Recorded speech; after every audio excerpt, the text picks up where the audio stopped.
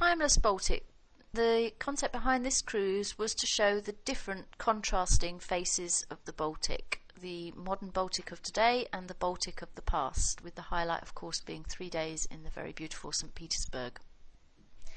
So from Harwich we spend a day at sea, and that takes us round to the Danish capital of Copenhagen, and we arrive there at lunchtime, and our stay extends through into the evening, so people have the opportunity to go and enjoy this very beautiful city, but they also have the chance to visit Tivoli Gardens, which is particularly beautiful at night, and at this time of year it will be lit up nice and early, so they'll get to see it at its best.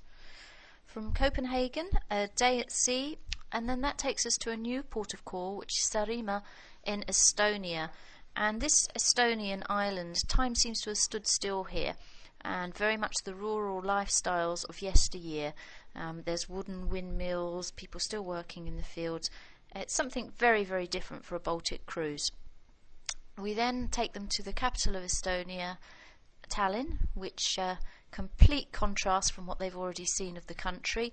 Tallinn's a very busy city, but it oozes with character. It's wrapped within a medieval city wall, and it's always a beautiful surprise and a great favourite on a Baltic cruise. From Tallinn we take them into St. Petersburg, spending 3 days here. Spending 3 days means that if they wish, people have the chance to take a flight to Moscow and spend a day in the Russian capital.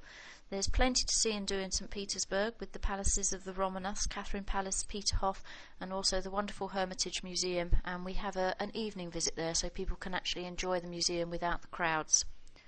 From St. Petersburg we spend a day at sea, and that takes us round to Gdynia in Poland. Gdynia is gateway to the Hanseatic city of Gdansk, and it's also very famous as the birthplace of Solidarity, which was the start of the collapse of the Iron Curtain.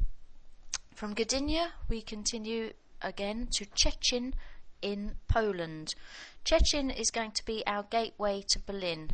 People will have the opportunity to go and see the German capital, and it makes it a shorter journey from Szczecin.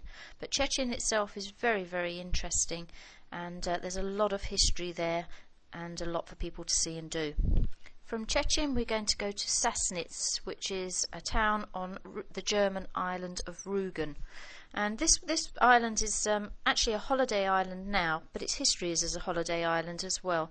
It was where the KGB and the elite leaders at the time used to go and spend their holidays, and it was also where Hitler had his idea of building a 5-kilometre long holiday camp, which was for the ordinary German people to go and spend some time, and he did this shortly before the Second World War with the view that people would then actually be keen to follow his leadership. However, it didn't actually open.